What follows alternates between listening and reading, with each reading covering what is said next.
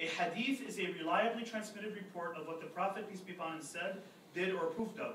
Believe in the Sunnah is part of the Islamic faith. The intriguing thing is, again, the Abrahamic tradition links itself with each other. The Apocrypha and the subsequent writings around the Apocrypha, Christian writings, are part of the sacred writings that are viewed slightly differently, notably between Catholic and Protestant Christians. These writings from the period between the First Testament and the New Testament. Similarly to our Jewish brothers and sisters, the oral law, which is often referred to as the Talmud, was committed to writing over a period of about 500 years, starting nearly 2,000 years ago. It contains stories, legal rulings, and explanations of the Torah.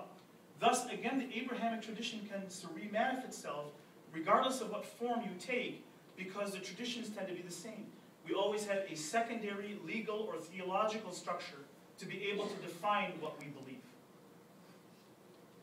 An important fact that most people forget: Islam was a minority faith in its own territories, the ones that it ruled, up until after the Crusades. Most people are unaware of this. It is really that the majority populations emerged under the Seljuk Turks and the Ottoman Turks. Sultan Baybar's Quran is a reflection of a Caucasian who was from this, from the Caucasus Mountains between the areas of Russia and Yugoslavia, who was transplanted into Egypt. Thus, you can see that in so many ways, that Islam, when it finally became the majority faith, was well beyond the classical empires of Islam, those of the caliphates, the Abbasids and the Umayyads, and really well after the Crusades. And the important thing here that if you're going to be a minority religion, you cannot afford to upset those people around you. You won't last. Without an intimate relationship with the Abrahamic tradition, it would not have contributed to the world as it has. So Islam, without that intimate relationship, could not have been the contributor to science and intellectual reasoning, and the bridge from the Greeks to the modern era that it ultimately became. An important caveat, as we've talked about the burning of the Quran and the desecration of holy objects and relics, and the unacceptance of that, regardless of what faith you take or position you have, Richard Henry Lee, who had made a motion in Congress on June 7th, 1776, that the American colonies declare independence.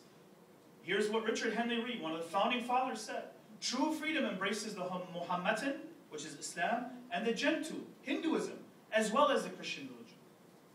Thomas Jefferson, as we all know, the first Muslim to take an oath and enter into the United States Congress, swore an oath on the Quran owned by Thomas Jefferson in the struggle to pass his landmark bill for establishing religious freedom.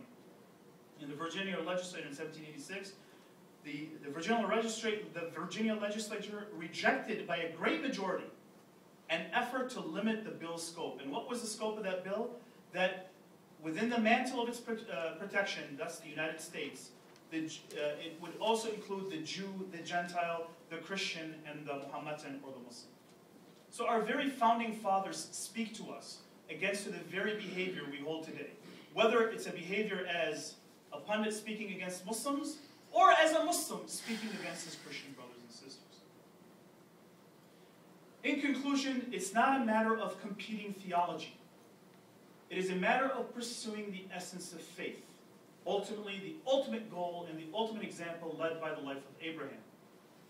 Politicization has led to a corruption of that pursuit, regardless of what faith you choose.